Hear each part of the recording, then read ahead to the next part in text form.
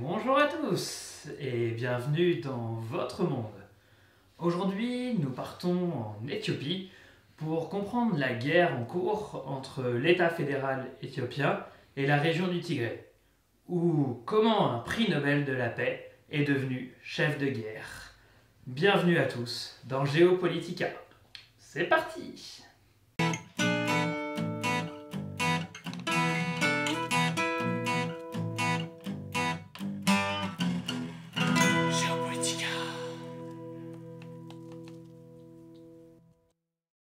Pour commencer l'épisode d'aujourd'hui, je vais d'abord situer l'Éthiopie parce que je suis pas sûr que tout le monde est capable de le situer sur une carte. Donc, l'Éthiopie, c'est un pays d'Afrique de l'Est qui compte 109 millions d'habitants, soit le deuxième pays le plus peuplé d'Afrique, pour 1,1 million de kilomètres carrés. En comparaison, c'est à peu près 2 fois plus que la France. L'Éthiopie compte 6 frontières terrestres, avec l'Érythrée au nord, Djibouti au nord-est, la Somalie à l'est, le Kenya au sud, le Sud-Soudan à l'ouest et le Soudan au nord-ouest. Depuis l'entrée en vigueur de sa constitution en 1994, l'Éthiopie est une république démocratique reposant sur un système fédéral qui comprend 10 régions et 2 villes-régions.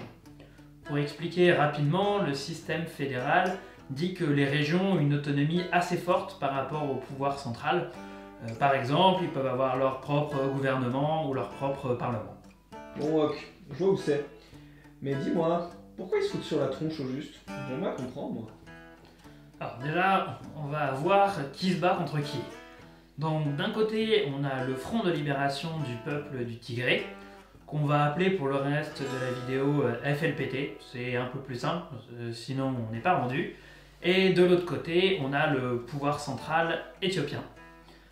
En fait, il faut savoir que la région du Tigré donc, est composée à 96% du peuple tigre et que les combats donc, ont commencé avec l'armée fédérale le 4 novembre dernier, lorsque le FLPT a attaqué des bases éthiopiennes qui se situaient dans la région du Tigre. C'est bien joli tout ça, mais je comprends toujours pas pourquoi, moi. Ok, donc les relations entre le FLPT et le gouvernement central se sont vraiment détériorées à partir de 2018 et l'entrée au pouvoir d'Abiy Ahmed, qui est devenu de facto le premier ministre de l'Éthiopie. Attends une seconde. Oui. Tu m'as pas dit que l'Éthiopie c'était une république? Si, je l'ai dit, mais pourquoi? Bah. Je sais pas, mais. C'est pas le président qui est le chef de l'État dans une république? Pourquoi on parle du Premier ministre là? Je comprends pas. Ah ok, je vois où tu veux en venir. Donc effectivement, hein, j'ai bien dit, c'est bien une république. Donc il y a bien une présidente, hein, qui est Madame Zewde, désolé pour la prononciation. Sauf qu'en fait, en Éthiopie, le poste de président, c'est un poste plutôt symbolique, donc en fait, elle a quasiment aucun pouvoir. Pourquoi faire simple alors qu'on peut faire compliqué? Ouais. Je peux reprendre ma vidéo sinon ou... Bon allez vas-y, je suis sympa. Merci. Bon, reprenons. Donc, comme je le disais, les relations se sont vraiment tendues à partir de 2018 et l'élection de Abiy Ahmed. Principalement du fait que Abiy Ahmed est le premier ministre éthiopien à appartenir à l'ethnie Oromo. C'est l'ethnie majoritaire en Éthiopie. Mais de facto, les FLPT, qui eux sont de l'ethnie Tigre, se sont sentis marginalisés, se sont sentis délaissés et ont donc décidé de quitter le gouvernement en place. Ah oui, parce qu'il y a un truc aussi que j'ai oublié de vous dire, c'est que le FLPT, c'est à la fois une force militaire, mais c'est aussi et avant tout une force politique. Donc, ainsi, une fois qu'ils ont quitté le gouvernement, la goutte d'eau qui a fait déborder le vase, c'est la décision du Premier ministre de reporter les élections législatives qui était prévu en août 2020. Officiellement, c'était à cause de la crise du Covid. Donc ça, le FLPT l'a très mal pris et l'a pris comme une solution encore en plus pour les marginaliser. Et donc, de facto, le 4 novembre dernier, ils sont devenus sécessionnistes en attaquant, comme j'avais dit, les bases fédérales éthiopiennes qui se trouvaient dans la région du Tigré. À l'heure où je vous parle, mi-décembre, on compte un peu plus de 1000 morts dans les deux camps et au moins 20 000 déplacés vers le Soudan voisin. Néanmoins, ces chiffres sont vraiment à prendre avec des pincettes parce qu'on n'a quasiment aucune info sur ce qui se passe réellement là-bas. Notamment du fait que le gouvernement central a coupé toutes les connexions internet et téléphone dans la région. En plus de ça, des morts et des déplacés qu'on a, il y a une réelle crise humanitaire qui est en train de se mettre en place. En effet, cette région était très pauvre et dépendait principalement de l'aide alimentaire de l'ONU. Or, depuis le début du conflit, l'ONU n'a plus accès à ces zones de combat et ne peut donc plus délivrer de la nourriture aux habitants de la région. Bon, ok, c'est plus clair. Par contre, tu nous parlais de prix Nobel tout à l'heure, et là on parle de guerre. J'ai du mal à comprendre le rapport, là, je suis un peu perdu. Hein, t'es drôlement impatient aujourd'hui, hein. T'as encore envie de prendre l'apéro, toi. Ah, tu sais, tu me connais. Hein. Après, moi, je suis qu'un simple exécutant, je suis tes directives de figurant, tu vois. Mais quel figurant, quand même. Ah bah attends.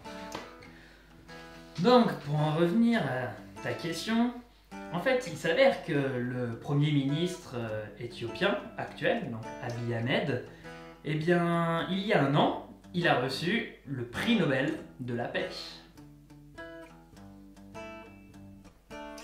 Wow! Il y a eu un prix Nobel, mais il fait la guerre en même temps. Ouais, c'est bien ce que j'ai dit. C'est incohérent.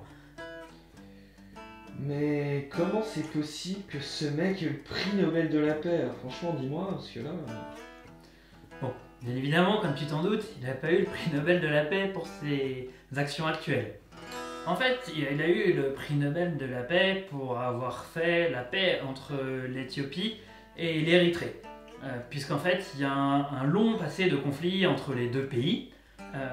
Déjà, il faut savoir que l'Érythrée avant était une région de l'Éthiopie. Donc ils ont d'abord eu une guerre pour avoir leur indépendance, qu'ils ont eue en 1993.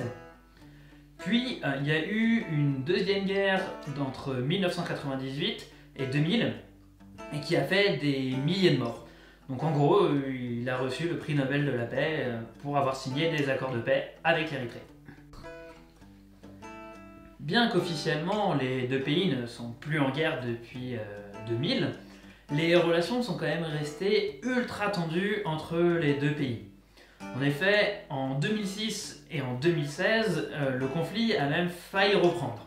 Heureusement, ça ne s'est pas fait. Néanmoins, ça faisait quand même plus de 20 ans que les deux pays n'avaient plus aucune relation diplomatique, ce qui n'aide pas du tout à faire la paix. Par contre, effectivement, à l'arrivée au pouvoir d'Abiy Ahmed en 2018, il a très rapidement voulu faire la paix avec l'Érythrée. Et cela s'est concrétisé le 9 juillet 2018 avec la signature des accords de paix. Suite à ça, en octobre 2019, il reçoit donc le prix Nobel de la paix pour avoir réussi là où personne n'avait réussi à réconcilier ces deux pays. Ouais, enfin bon... Arrêter un conflit pour reprendre un autre, c'est pas très fair-play quand même. Hein. Non, ça c'est clair, hein. Je ne peux que être d'accord avec toi, surtout qu'en plus le délai entre la signature des accords de paix et la reprise d'une autre guerre est quand même super court, quoi. En plus de ça, je trouve que cette histoire, ça montre bien la problématique de l'attribution des prix Nobel de la paix, qui a déjà connu pas mal de problèmes. Hein. C'est-à-dire développe? On a eu plusieurs cas de gens ayant reçu le prix Nobel de la paix qui, pour moi, ne sont pas non plus des grands exemples de paix. Bon, dans les plus connus, il y en a deux personnages. Premièrement, on a Barack Obama qui a eu le prix Nobel de la paix en 2009, principalement pour avoir arrêté la guerre en Irak.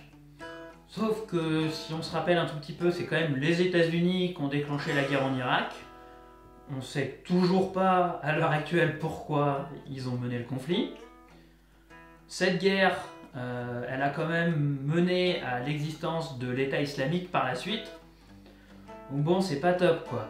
Et puis en plus, dans le même temps, Barack Obama, il déployait plus de soldats en Afghanistan. Donc niveau paix, on a vu mieux. Le deuxième personnage connu, c'est Aung San Suu Kyi. En fait, Aung San Suu Kyi était une dissidente birmane qui a été en prison très longtemps dans son pays pour s'être opposée à la junte militaire. Or, il s'avère que maintenant elle est au pouvoir, sauf que depuis qu'elle est au pouvoir, il y a eu une répression très forte de la minorité musulmane Rohingya, avec plusieurs milliers de morts et plusieurs milliers de déplacés, et elle ne s'y est pas du tout opposée. D'ailleurs, si le sujet vous intéresse, je vous mets le lien en description d'une vidéo du Monde en carte qui explique très bien les enjeux du conflit. Je vous conseille vivement d'aller la voir. On peut pas aller le retirer, hein. Moi tu me dis comment faire, hein, j'y vais. Hein. Eh ben, malheureusement, non. Dans les traités de prix Nobel de la paix, on ne peut pas enlever un prix Nobel. Mais on fait quoi du coup? Bah, on peut pas vraiment faire grand chose au niveau du Nobel, à part critiquer les agissements des gens ou alors que l'ONU prenne des sanctions contre les personnes. Mais c'est sûr que pour moi, c'est un gros problème. Alors ça, c'est un avis qui, pour moi, est totalement partial, mais je pense que l'attribution du prix Nobel de la paix devrait se faire beaucoup plus tard par rapport aux actes qui ont entraîné ce prix Nobel. Je m'explique. Par exemple, dans le cas qu'on a dit, donc c'est en 2018 qu'il a signé les accords de paix, bah, il aurait peut-être fallu attendre 5-6 ans après ces signatures d'accords de paix pour même vérifier que les accords de paix tiennent bien, parce que on ne sait jamais, tout peut changer. Par exemple, aussi dans les prix Nobel, il y a certains prix Nobel qui, eux, par exemple, sont attribués des années après leur découverte. Par exemple, comme les prix Nobel de chimie, de physique ou de médecine. Et je pense que pour moi, c'est une bonne solution. Pour résumer la vidéo d'aujourd'hui, nous pouvons dire que tous les événements commencent d'abord en 2018 avec l'élection de Abiy Ahmed au poste de Premier ministre éthiopien. Cette même année, il signe donc un accord de paix avec l'Érythrée, signant ainsi la fin d'un conflit de plus de 25 ans. Toujours cette même année, le FLPT, qui était membre du gouvernement d'Abiy Ahmed, décide de quitter celui-ci car ils se sentent marginalisés et plus pris en compte par le Premier ministre. En 2019, Abiy Ahmed reçoit donc le prix Nobel de la paix pour ses efforts dans l'accord de paix entre l'Éthiopie et l'Érythrée. Enfin, en 2020, suite à la décision du Premier ministre de reporter les élections législatives prévues dans le pays, le FLPT devient dissident et attaque les bases fédérales sur son territoire afin de devenir indépendant, déclenchant ainsi la guerre au Tigray. Merci à tous d'avoir regardé cette vidéo. J'espère ainsi avoir pu vous en faire apprendre plus sur le conflit au Tigray, qui est quand même un conflit assez complexe à comprendre. Et aussi, j'espère avoir pu vous faire vous questionner sur l'attribution du prix Nobel et notamment des prix Nobel de la paix. N'hésitez pas à me mettre des commentaires sur la vidéo, à me mettre un pouce et à vous abonner. C'est bon pour mon référencement. Merci à tous. Salut!